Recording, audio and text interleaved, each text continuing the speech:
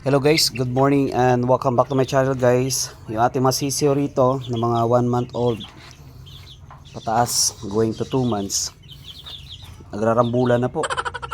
So yun, yung itsura nito, isa sa ating cross ng Claret at saka Boston. Ito guys yung ating Claret cross sa Boston. Paki-gender lang po guys kung ano nga ba to, babae nga ba o lalaki. And then ito yung kanyang itsura. Wait.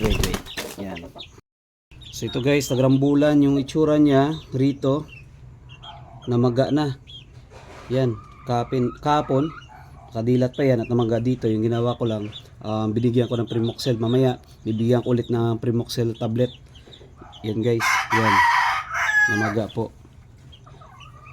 Claret cross sa Boston brown red. Yan. So yun pa yung iba yung mga kakatid niya. At yun.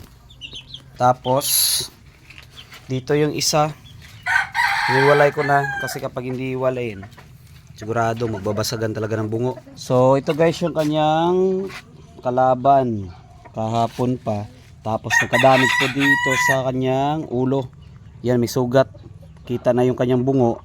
Pero yung ginawa ko, nilagyan ko agad ng amoxicillin para ma-dry po yung kanyang sugat rito. Yan po. Tapos ito, tinalian ko na rin kasi wala akong available na kulungan. So yung ginawa ko, tinali ko lang dito banda. At goods naman guys yung ating manok rito. Okay. At ito naman guys, cross ito ng Boston at saka Boston brown red. Yung kanyang tatay Boston, tapos yung kanyang nanay Boston brown red. Yan. So ito na po. Ito yung firstborn. Ito yung pinakaunang sisiyo na nag-hatch sa binibreed natin na manok. So ito ay going to 2 months na. Yan po yung itsura. Ayan. Malaki po yung paa. Yung tahid niya dito bandaw.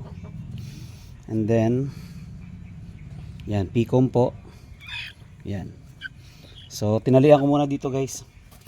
Kasi wala tayong available na kulungan. Pero goods naman yung ating sisiyo rito. Ang bigat at saka ang bilog po ng kanyang katawan. Okay?